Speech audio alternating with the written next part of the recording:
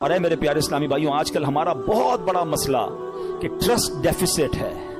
ہمیں دنیا والوں پر بھروسہ ہے، ہمیں رب پر بھروسہ نہیں. ہم سب پر بھروسہ کرتے ہیں، ہم رب پر بھروسہ نہیں کرتے. ہماری جو ہے نا اللہ سے دوستی کمزور ہو گئی ہے. ہمیں لگتا ہے نہیں یار یہ مسئلہ کیسے ہے، جب تک یہ بندہ نہیں ملے گا نا، جب تک یہ فون نہیں کرے گا، جب تک اس سے میرا کانٹیکٹ ڈیولپ نہیں ہوگا، میرا کاروبار ہی نہیں بڑھے گا، میرا مسئلہ ہی حل نہیں ہوگا. یہ ہماری بھول ہے. میں آپ کو کچھ انشاءاللہ حدیثیں سناتا ہوں، پھر اس ٹاپک پہ مزید بات کرتے ہیں کہ اللہ کے حبیب علیہ الصلوۃ والسلام کیا فرماتے ہیں. اللہ کے نبی علیہ الصلوۃ والسلام فرماتے ہیں، یہ جو یہ توکل ہے نا، اس کے بارے میں آپ فرماتے ہیں کہ اگر تم ایسا توکل کرو کہ جیسا توکل کرنے کا حق ہے، تو اللہ کریم تمہیں ایسے عطا فرمائے گا جیسے پرندوں کو روزی عطا فرماتا ہے. اب یہ اتنے سارے پرندے ہیں، ان کی روزی کا انتظام کیا؟ اتنا کمال کا یہ اسٹڈی اگر آپ کریں، اور حدیث میں آیا نا کہ اللہ ایسے روزی دے گا جیسے پرندوں کو دیتا ہے. کبھی بھی آپ کے گھر میں بھی کوئی پرندہ ہو، آپ نے اس کے گھونسلے میں دیکھا کوئی چھوٹی سی اس نے کبٹ بنائی ہوئی ہو اور 2-4 دن کا چارہ جمع کیا ہو؟ کسی پرندے کے پاس دیکھا ہے؟ نہیں. اس کا مطلب یہ ہوا کہ 800 ارب پرندے اپروکسیمیٹلی ڈیلی صبح گھر سے نکلتے ہیں، اپنے درختوں سے اڑتے ہیں، اور جب شام واپس آتے ہیں ان سب کو اللہ پاک روزی دے چکا ہوتا ہے. توکل کا لیول دیکھیں نا، توکل ہے نا، ان کو کل کا جمع ہی نہیں کر رہا. ہمارے کبڈز بھرے ہیں، ہمارے اکاؤنٹس بھرے ہوئے، ہماری جیبوں میں پیسے، ہمارے اناج کے ڈبے کھولے کچن میں تو کچھ نہ کچھ نکل آئے گا، مگر فکر ہی ختم نہیں ہوتی. کال کرو تھینو، پرسوں کیا ہوگا، 1 سال بعد کیا ہوگا، بچہ بڑا ہو جائے گا تو کیا ہوگا، یہ بوڑھا ہو جاؤں گا کیا ہوگا، میں مر جاؤں گا تو کیا ہوگا. ارے اللہ کے بندے، سارے کام ہمارے سوچنے کے ہیں ہی نہیں. جس رب نے پیدا کیا ہے مجھے، وہ مجھے دے رہا ہے. جس نے بچوں کو پیدا کیا اس کو بھی دے گا. بچی پیدا نہیں ہوتی، ہماری ٹینشن شروع ہو جاتی اس کی شادی کا کیا ہوگا. ارے بھائی ابھی تو پیدا ہوئی ہے، تو ابھی سے ٹینشن لینے شروع کر دی ہم نے. نہیں، اللہ پر بھروسہ، یقین. وہ کریم ہے، وہ مالک ہے، ساری دنیا کو عطا کر رہا ہے، مجھے بھی دے گا. بڑا خوبصورت جملہ علماء کہتے ہیں، وہ چونٹی کو کن دیتا ہے اور ہاتھی کو من بھی وہی دیتا ہے. ہاتھی کی خوراک دیکھیے، وہ منو کھاتا ہے، چونٹی ذرہ کھاتی ہے، وہ ذرے چونٹی کو ذرہ بھی پہنچا دیتا ہے اور ہاتھی کو منو بھی پہنچا دیتا ہے. تو وہ مجھے بھی دے گا، بس لیول چاہیے. ایک اور بڑی خوبصورت حدیث پاک ہے، اللہ کے نبی علیہ الصلوۃ والسلام فرماتے ہیں، جس کو یہ پسند ہو کہ وہ لوگوں میں سب سے زیادہ قوی ہو جائے. ہم میں سے بہت سارے لوگ بڑے کمزور ہوتے ہیں، ڈر جاتے ہیں، خوف زدہ رہتے ہیں. یہ ان کے لیے حدیث کا پارٹ بڑا زبردست ہے. آپ فرماتے ہیں جو یہ چاہتا ہے کہ سب سے زیادہ قوی ہو جائے، تو اسے چاہیے کہ اللہ عز و جل پر توکل کرے. اور جس کو یہ پسند ہو کہ وہ زمانے میں باعزت ہو جائے، اسے چاہیے تقوی اختیار کرے. اور جس کو یہ بات پسند ہو کہ سب لوگوں سے زیادہ دولت مند ہو جائے، تو اپنے پاس موجود شے سے زیادہ اس پر اعتماد کرے جو اللہ تعالیٰ کے دستے قدرت میں ہے. ہم اپنے مال پر بڑا بھروسہ کر رہے ہوتے ہیں، یار بھائی دیکھو پیسے جمع کر لو، مصیبت میں کام آئیں گے. ہاں کوئی بیمار ہو گیا نا تو اچھا ڈاکٹر کر سکو گے، مکے مدینے جانا ہے نا تو حج کے لیے پیسے چاہیے گے. یہ بھول ہے ہماری. مجھے بتائیے، آپ کے پاس کروڑوں روپے ہیں، آپ دنیا کا بیسٹ ڈاکٹر ہائر کر لیں، بیسٹ ہاسپٹل پہ چلے جائیں، اللہ نے شفا نہیں دینی تو نہیں دینی. ہاں مجھے کووڈ کا زمانہ یاد آ گیا. پیسے کم تھے لوگوں کے پاس، منتیں کر رہے تھے کہ ہاسپٹل میں کمرہ مل جائے، بیسٹ کمرہ لے لیا، سلنڈر لے لیا، بڑی سورسیں لگتی تھی. مجھے یاد ہے اچھی طرح، مجھے دبئی سے کال آئی تھی. بہت اچھے ہمارے دوست ہیں، اللہ نے ان کو بہت نوازا ہے، بہت نوازا. اور مطلب وہ بندہ ایسا کہ پورا ہاسپٹل خرید سکتا ہے. اس نے مجھے فون کیا کہ عبدالحبیب بھائی میرے چچا جو ہیں کووڈ ہو گیا ان کو. اس کو بڑا خوف تھا کراچی میں، پورا کراچی لاک ڈاؤن میں تھا. کہہ رہے یار کچھ کر دیں، جتنے پیسے خرچ ہوتے ہیں بتائیں. ان کو کوئی کمرہ، ان کو کوئی ہاسپٹل میں جگہ نہیں مل رہی ہے، سلنڈر نہیں مل رہا، کچھ کریں. یعنی وہ کروڑ 2 کروڑ 5 کروڑ بھی خرچ کر دیتے. کچھ نہیں ہوا اور 2 سے 3 دن بعد ان کا وصال ہو گیا. کدھر گئے پیسے، کدھر گئی سورس؟ یاد رکھیے گا. اور آپ نے بھی دیکھا ہے، میں نے بھی دیکھا ہے، بندے کے پاس کچھ نہیں ہے، ڈاکٹر کہتے نہیں بچے گا. میں کل ایک مریض سے مل کے آیا ہوں، کبھی کہیں گے تو آپ کو انشاءاللہ یہاں لا کے ان سے بات کرواؤں گا. مجھے کہتے ہیں میری رپورٹ میں نے ڈاکٹر کو دکھائی کہ 3 مہینے ہیں تمہارے پاس، 3 مہینے. کل رات میری ملاقات ہوئی، کہہ رہے اس بات کو 4 سال ہو گئے ہیں. میں انہوں نے اپنے روحانی علاج کچھ کیا، وظائف پڑھے، مجھے بتایا سارا، انہوں نے پورا سسٹم بتایا. میرا رب چاہے نا، انہوں نے کہا اس کے بعد میں نے کوئی بایوپسی نہیں کرے. لیور کینسر، کہہ رہے تمہیں ٹرانسپلانٹ کرا لو ورنہ 3 مہینے. کہتے نہ میں نے بایوپسی کرائی نہ میں نے کیمو کرائی. مجھے کچھ وظائف ملے، میں نے وہ وظائف کیے. اللہ نے مجھے، آپ کے سامنے بیٹھا میری محفل میں میرا بیان سن رہے تھے. جسے اللہ رکھے اسے کون چکے. تو یہ توکل ہے نا. یہ جو اسباب پر پاگل ہوئے ہیں نا ہم لوگ. اچھا لوگ کہتے ہیں پیسے ہوں گے نا خوش رہیں گے، یہ بھی بے وقوفی ہے. میں اس مسجد میں آیا ہوں, یہ بہت سارے امیر بیٹھے ہیں, کروڑپتی بھی نظر آ رہے ہیں, شاید ارب پتی بھی ہوں گے. یہ بھی بھول ہے, یہ ہمارے کچھ اسلامی بھائی کو انفیریورٹی کمپلیکس ہوتا ہے, یار پیسے ہوں گے نا تو ذرا خوشی ملے گی. یہ بیوقوفی ہے آپ کی, پیسوں سے خوشی نہیں ملتی. اگر پیسوں سے خوشی ملتی ہوتی نا, دنیا میں کوئی امیر غمزدہ نہ ہوتا. میں آپ کو ایک بڑی عجیب بات کہنے جا رہا ہوں, بڑی تجربے کی بات کہنے جا رہا ہوں. دنیا میں جو ہے نا, ہر کوئی سخی نہیں ہوتا. زندگی کی گاڑی مسائل کے پہیوں پر ہی چلتی ہے. امیر کے دکھ اور ہیں, غریب کے دکھ اور ہیں. ہاں, مشہور آدمی کے دکھ, آپ کو کوئی مشہور لگتا ہے نا, اوئے ہوئے کیا فیم ہے بھائی, جدھر جاتا ہے لوگ جمع, اس سے پوچھو وہ لائف کیسے گزار رہا ہے, اس کی ٹینشن اور ہیں. جس کو کوئی نہیں جانتا اس کی ٹینشن اور ہے. کاروبار کرنا چاہیے جناب, کاروبار میں بڑو مزو ہے. کاروباری کے دکھ اور ہیں, نوکری والے کے دکھ اور ہیں. تو یہ دنیا مسائل کے ساتھ ہی چلے گی. آپ کو اللہ کی رضا پر راضی رہنا ہے. آپ دوسروں کی مسکراہٹ دیکھ کر سمجھتے یہ سب سے زیادہ خوش ہے, کبھی بیٹھو اس سے اس کے دکھ پوچھو, پریشان ہو جاؤ گے. ہمارا تو کام ہی یہی ہے نا, آپ یقین کریں.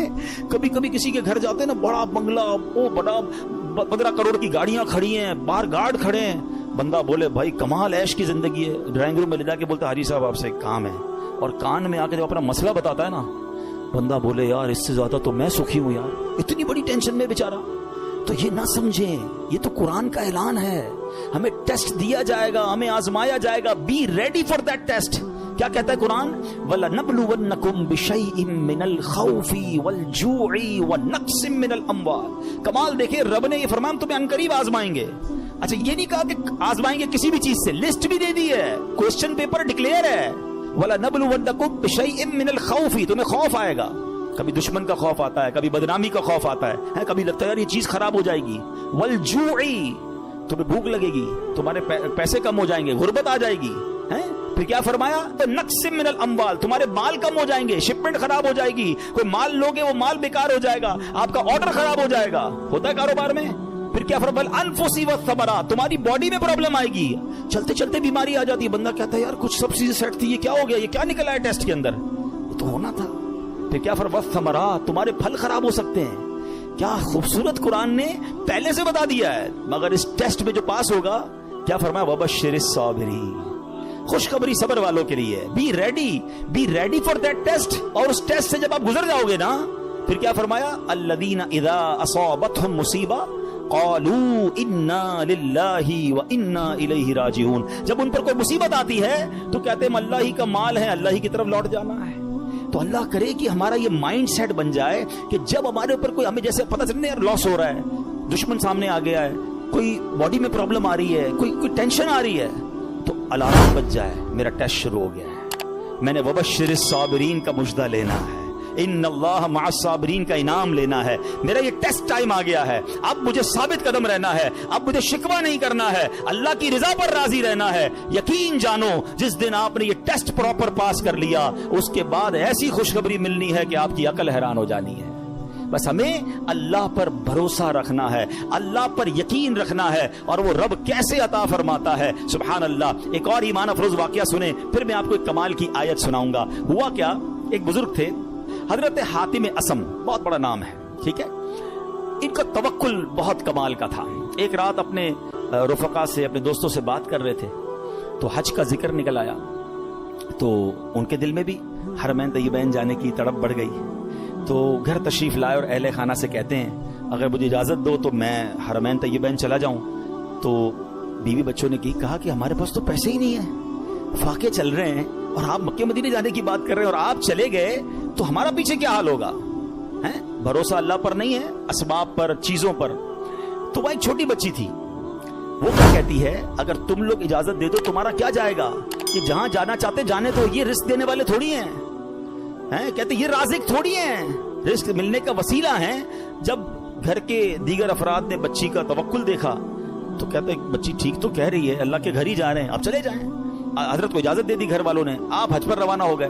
اب صبح ہوئی تو آپ کی جیسے ہی حج کی خبر پھیلی تو آپ کے پڑوسی آ گئے, کہ یہ آپ نے کیا کیا. اس بچی کو برا بھلا کہنے لگے کہ آپ کو اجازت نہیں دینی چاہیے تھی, آپ کے ابو چلے گئے, آپ کے کھانے پینے کے مسائل ہیں. اچھا پہلے ایسا تو نہیں تھا کہ 15-20 دن 40 دن کا حج تھا, کئی مہینوں کا ٹریول ہوتا تھا, جاتے تھے آتے تھے, آلموسٹ 4 to 6 month, ہو سکتا ہے سال کا سفر ہو. تو اب بچی کو یہ کہنے لگے کہ تمہیں اجازت نہیں دینی چاہیے تھی. آئے ہائے، جب اس بچی نے یہ سنا نا تو آسمان کی طرف سر اٹھایا اور کہنے لگی کہ اے میرے مالک، اب مجھے ان لوگوں کے سامنے رسوا نہ کرنا، تیرے بھروسے میں نے کہا تھا، اب تو نے رسوا نہیں کرنا۔ اچھا ہوا یہ کہ اس شہر کا جو حاکم تھا، جو سمجھ لیں بادشاہ تھا یا گورنر کہہ لیں، اس شہر کے گشت پر نکلا اور ٹریول کرتے کرتے اسے پیاس لگی تو اسی حضرت حاتم اصم کے گھر کے دروازے پر آ کر دروازہ بجایا جاتا ہے، کہا گورنر صاحب آئے ہیں، ذرا پانی پلا دیں، پیاس لگی ہے۔ ان کی زوجہ کہتی یا اللہ، ہم وہ لوگ ہیں جن کے اپنے کھانے پینے کے پرابلمز ہیں اور ہمارے دروازے پر شہر کا حاکم آ کر پانی مانگ رہا ہے، اے اللہ تیری قدرت۔ پانی پلایا تو کسی پڑوسی نے آ کر کہا کہ یہ بڑے غریب لوگ ہیں اور ان کے والد صاحب حج پہ چلے گئے ہیں، حضرت حاتم اصم ہیں، اور ان کے گھر میں تو فاقے چل رہے ہیں۔ تو بادشاہ نے کہا کہ انہوں نے ہم پر مہربانی کی، ہمیں پانی پلایا، ان کو ایسے خالی ہاتھ تو نہیں چھوڑنا چاہیے۔ اس نے اپنے جو پیٹی باندھتے تھے اس زمانے میں، اپنی پیٹی اتاری اور ان کے گھر میں ڈال دی، اور اپنے سارے سپاہیوں سے کہا سب اپنی اپنی پیٹی ڈال دو۔ سب نے پیٹی کھولی اور ڈال دی۔ بعد میں وہ پیٹی کے بدلے پیسے آئے اور وہ مالدار ہو گئے، اتنے پیسے ہو گئے سبحان اللہ۔ اب کیا ہوا، جب یہ سب کچھ آ گیا تو اب وہ بچی زاروں کے تار رونے لگی۔ لوگ کہنے لگے اب تو مسئلہ حل ہو گیا، اللہ نے تمہارا بھروسہ تھا، اللہ نے اتنی مہربانی کی، اتنے پیسے گھر میں آ گئے۔ تو بچی کے جملے سنیے گا، وہ کہتی ہے کہ میں تو اس لیے رو رہی ہوں کہ ہم نے کل رات بھوک کے عالم میں گزاری، جب مخلوق نے ہمارے حال پر نظر عنایت کی تو فقر و غربت سے ہمیں غنی کر دیا، فقر و فاقہ ختم، we are now rich۔ وہ کہتی جب اللہ کریم ہمارے حال پر نظر فرمائے گا تو لمحہ بھر کے لیے بھی ہمیں کسی کا محتاج نہ رہنے دے گا۔ پھر بچی نے بارگاہ خداوندی میں دعا مانگی، اے اللہ ہمارے والد پر نظر رحمت فرما اور ان کے لیے آسانی فرما دے، وہ تیری راہ میں روانہ ہوئے ہیں۔ کیا کمال کی بچی ہے۔ اور جب اس بچی نے یہ دعا کی تو پھر ہوا کیا سبحان اللہ کہ دوسری طرف سیدنا حاتم اصم جب حج کے قافلے کے لیے روانہ ہوئے تو راستے میں امیر قافلہ شدید بیمار ہو گیا۔ لوگوں نے اس کے لیے ڈاکٹر کو تلاش کیا تو ڈاکٹر نہیں ملا۔ امیر قافلہ نے پوچھا کوئی ہمارے ساتھ نیک بندہ ہے، اللہ کا کوئی نیک بندہ؟ لوگوں نے کہا ہاں ہمارے ساتھ تو حضرت حاتم اصم ہے۔ امیر کے پاس آپ گئے، امیر کے لیے دعا کی، اسی وقت اللہ پاک نے وہ تکلیف امیر کی دور کر دی۔ تو امیر نے حکم دیا کہ ان کے لیے کھانے پینے اور سواری کا انتظام کر دیا جائے۔ آپ رحمت اللہ تعالی علیہ اپنے بچوں کے لیے پریشان تھے جن کو پیچھے چھوڑ کر آئے ہیں، اسی حالت میں آپ کی آنکھ لگ گئی، خواب میں کسی نے کہا حاتم جو ہمارے ساتھ اپنا معاملہ درست کر لیتا ہے ہم بھی اس کے ساتھ اپنا معاملہ درست کر لیتے ہیں۔ آپ کو اہل و عیال کے ساتھ جو پیچھے مدد ہوئی نا وہ بھی خواب میں بتا دیا گیا۔ حج کے بعد جب واپس تشریف لائے تو بچی گلے لگ کر رونے لگی۔ اس موقع پر وہاں موجود بچوں نے بڑوں سے کہا اللہ پاک اس کی طرف نظر نہیں فرماتا جو عمر کے اعتبار سے بڑا ہو، بلکہ اس کی نظر رحمت تو اس کی طرف متوجہ ہوتی ہے جو اللہ کریم کی زیادہ پہچان رکھتا ہے، زیادہ معرفت رکھتا ہے۔ تو اے میرے پیارے اسلامی بھائیوں، یاد رکھیے اللہ پر بھروسہ ہو تو بگڑے کام سنور جاتے ہیں۔ یہ آج کل لوگ جو حرام کام کی طرف جا رہے ہیں نا، کوئی سود کا کام کر رہا ہے، کوئی رشوت کا کام کر رہا ہے، کوئی جناب کہتا ہے نہیں یار جھوٹ بولے بغیر کاروبار کیسے ہوگا، یہ ایکچولی پرابلم یہ توکل کی کمی ہے۔ آج حرام روزی کا جو بازار گرم ہے نا، اچھا پتہ سب کو ہے کہ میں جھوٹ بول رہا ہوں، پتہ ہے میں ملاوٹ کر رہا ہوں، پتہ ہے میں دھوکہ دے کر پیسے کما رہا ہوں، لیکن جب اس سے پوچھو کیوں کر رہے ہو تو یار کیا کریں، گھر کا خرچہ کیسے چلے گا، مارکیٹ میں سارے ہی جھوٹ بولتے ہیں، میں نہیں بولوں گا تو میرا مال کیسے بکے گا۔ مجھے بتائیے پھر توکل کدھر گیا، پھر بھروسہ کدھر گیا؟ یعنی آپ یہ سمجھتے کہ غلط کر کر ہی پیسے ملیں گے، یہ بھول ہے ہماری۔ یاد رکھیے حرام روزی کے قریب بھی نہ جائیں، یہ وہ غلطی ہے جو ہمارے یہاں بہت بڑی تعداد میں لوگ کر رہے ہیں۔ آپ یقین کریں، آپ اللہ پر بھروسہ رکھیں اور ایک نیت کر لیں آج کچھ بھی ہو جائے میں حرام روزی کے قریب بھی نہیں جاؤں گا۔ پھر دیکھیں آپ کے مسئلے کیسے حل ہوتے ہیں۔ سب سے بڑا پرابلم پتہ ہے کیا ہے؟ ہمارے مسئلے حل نہیں ہو رہے، ہمیں سکون نہیں ملتا ہے، ہماری ٹینشنیں دور نہیں ہوتی ہیں۔ پلیز چیک کیجئے روزی حلال ہے کہ نہیں ہے۔ ایک بار حضرت موسیٰ علیہ نبینا علیہ الصلوۃ والسلام نے ایک شخص کو دیکھا کہ وہ زار و کتار رو رہا ہے، ہاتھ اٹھا اٹھا کر دعائیں کر رہا ہے، یا اللہ یا اللہ یا اللہ۔ حضرت موسیٰ تو اللہ سے بات کرتے تھے، آپ نے اللہ سے عرض کی مولا یہ اتنی دعائیں کر رہا ہے، اس کی دعا سن لے، اس کی پکار سن لے، اس کا مسئلہ حل کر دے۔ اللہ نے فرمایا اے موسیٰ یہ اتنا روئے کہ روتے روتے مر جائے، یہ اتنے ہاتھ بلند کرے کہ اس کے ہاتھ آسمان تک پہنچ جائیں، تب بھی اس کی دعا قبول نہیں ہونی ہے۔ حضرت موسیٰ نے کہا یا اللہ وجہ کیا ہے؟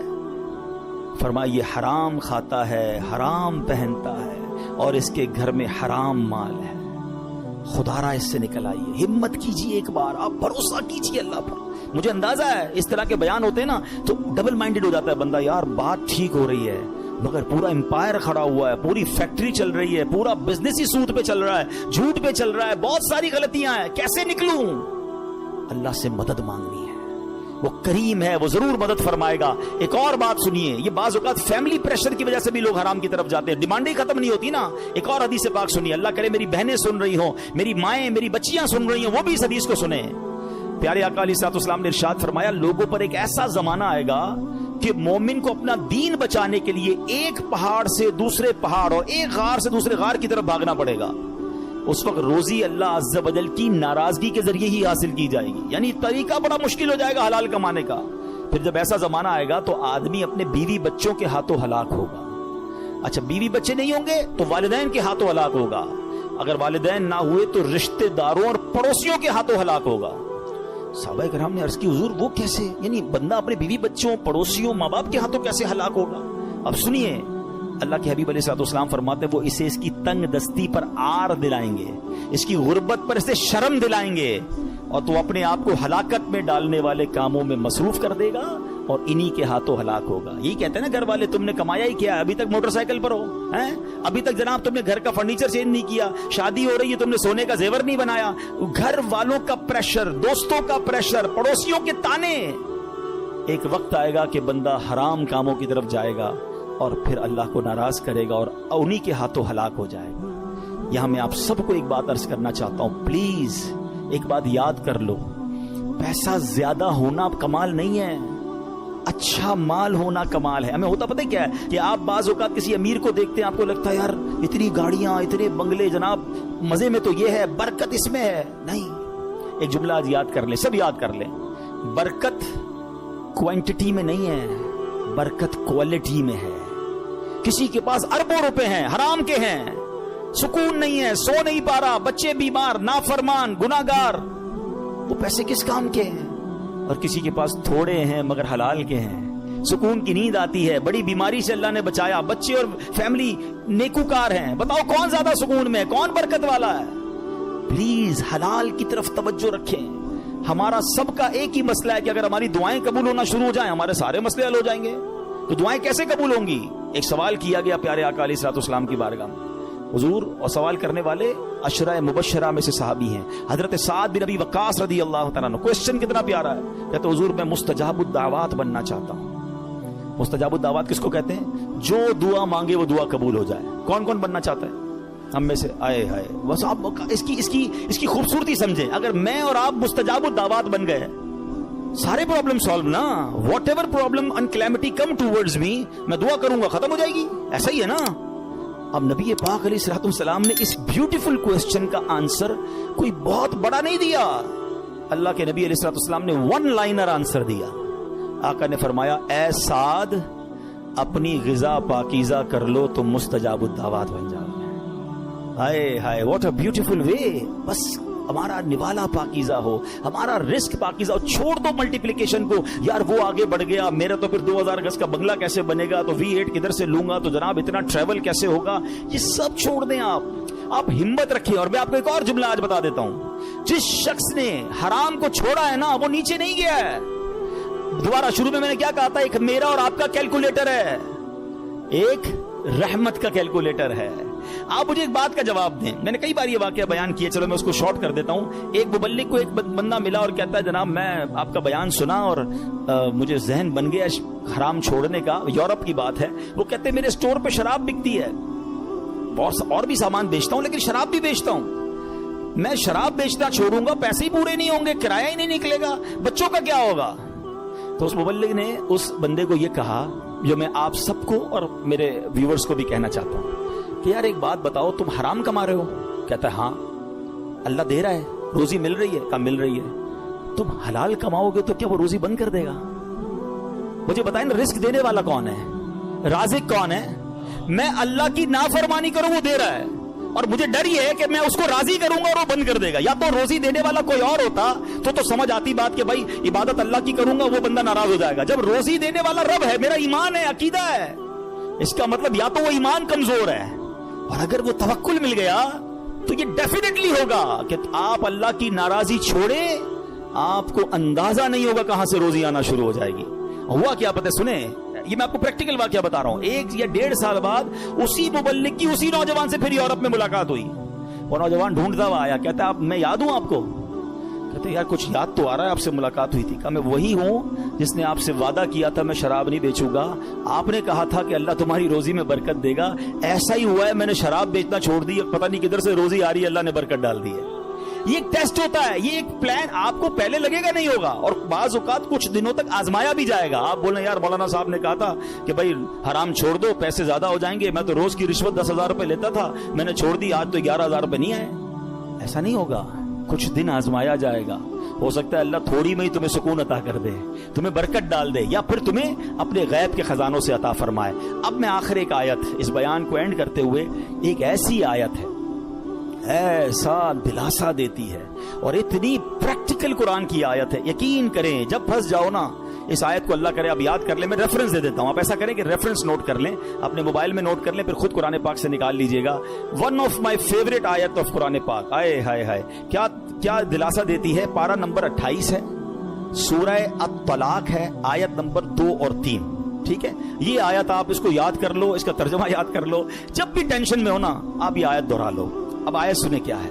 پورا فارمولہ اللہ نے قرآن میں دے دیا ہے. اللہ فرماتا ہے وَمَن يَتَّقِ اللَّهَ يَجْعَل لَّهُ مَخْرَجًا. جو اللہ سے ڈرے اللہ اس کے لیے نجات کا راستہ نکالے گا، اس کو ایگزٹ ڈور ملے گا. پھر کیا فرمایا وَيَرْزُقْهُ مِنْ حَيْثُ لَا يَحْتَسِبُ. اللہ ادھر سے روزی دے گا جدھر تمہارا گمان بھی نہیں ہوگا. اچھا اب اس کو تھوڑا پریکٹیکلی کرتے ہیں. ٹھیک ہے، یہ سفید داڑھی والے بزرگ بیٹھے ہیں، مور دین 50 ایئرز جتنے بیٹھے ہیں نا، میں نے کبھی آپ سے بات نہیں کی ہوگی اس موضوع پر، مگر آج میں بہت عجیب سا دعویٰ کرنے جا رہا ہوں. جتنے یا 50 سال سے بڑی عمر کے بیٹھے یا 45 سے پلس ہے نا، اب میں جو جملہ کہنے جا رہا ہوں آپ سب سے پوچھ لیجئے گا. آپ کی زندگی میں ایک بار کم از کم، اس سے زیادہ بھی ہو سکتا ہے، ایک بار ایسا ضرور ہوا ہوگا کہ آپ کو لگا ہوگا یار بس اب ختم، پھنس گئے بھائی، بڑا معاملہ آ گیا ہے، اب نہیں نکل سکتا، ادھر سے نکلوں گا کیسے. اور آپ ایسے نکلے ہوگے کہ آج جب آپ سوچتے تو آپ حیران ہیں یار میں اس پرابلم سے نکلا کیسے. کیلکولیٹر کہتا تھا قرضہ بہت ہو گیا ہے، نقصان بڑا ہو گیا ہے، پیسے پھنس گئے، کہیں کوئی پیسوں کا معاملہ ہوا ہوگا، کوئی بیماری کا معاملہ ہوا ہوگا، کوئی فیملی پرابلم ہوا ہوگا. مگر آج سوچتا ہوں تو حیران ہو جاتا ہوں. ایسا ہوا ہے سب کے، کئی لوگوں کے سر ہل رہے ہیں. اس کا مطلب کیا ہے؟ جو اللہ سے ڈرے اللہ اس کے لیے نجات کا راستہ نکالتا ہے. وَيَرْزُقْهُ مِنْ حَيْثُ لَا يَحْتَسِبُ. اللہ ادھر سے روزی دیتا ہے جدھر تمہارا گمان بھی نہیں ہوتا. جو لوگ اس بھروسے سے ہٹ جاتے نا، دیکھیں واٹ از دا کانسیکوینسز. اگر ہم توکل کو چھوڑتے تو اس کا پتہ ہے پرابلم کیا ہوتا ہے. میں نے میرے بیان کا ٹاپک آج ہم نے اسی لیے رکھا توکل ضروری کیوں ہے. آج ڈپریشن بڑھ رہا ہے، آج سوسائڈز بڑھ رہے ہیں، آج لوگ جناب اللہ سے مایوسی کی باتیں کر رہے ہیں. کیوں؟ توکل ختم ہو گیا. توکل ایکچولی اینٹی ڈپریشن ہے. اگر آپ بھروسہ اللہ پر کر لینا، دنیا کی کوئی بھی چیز سامنے آ جائے. ہمیں کسی نے آگ میں نہیں ڈالا، حضرت ابراہیم کو تو آگ میں ڈالا نا.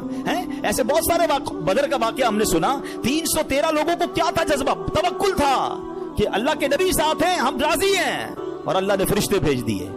تو ایکچولی یہ ڈپریشن سے نکلنا ہے، سوسائڈ کے خیال دماغ میں نہ آئے تو ہمیں اسٹرانگلی اللہ پر بلیو کرنا ہوگا. یہ آیت بتا رہی ہے وَيَرْزُقْهُ مِنْ حَيْثُ لَا يَحْتَسِبُ. اللہ ادھر سے روزی دے گا ادھر تمہارا گمان بھی نہیں ہوگا. پھر اللہ آگے کیا فرماتا ہے وَمَن يَتَوَكَّلْ عَلَى اللَّهِ فَهُوَ حَسْبُهُ.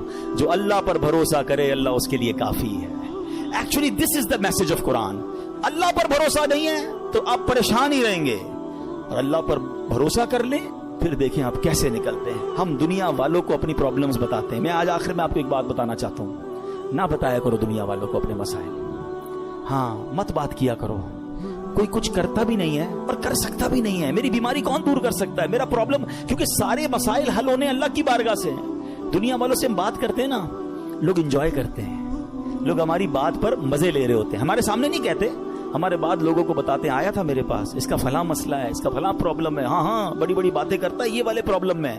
یعنی ہماری پرابلم سے دنیا والے انجوائے کر رہے ہوتے ہیں. کیوں بتاتے ہو دنیا والوں کو بھائی؟ کسی کا احسان کیوں اٹھائیں، کسی کو حالات کیوں بتائیں؟ تم ہی سے مانگیں گے تم ہی دو گے، تمہارے در سے ہی لو لگی ہے. وہ شاعر کہتے ہیں نا، دنیا والے تو درد دیتے ہیں، دنیا والے تو درد دیتے ہیں، درد دل کی دوا مدینہ ہے، درد دل کی دوا. اور کیوں ہو مایوس اے مریضوں تم، کیوں ہو مایوس اے مریضوں تم،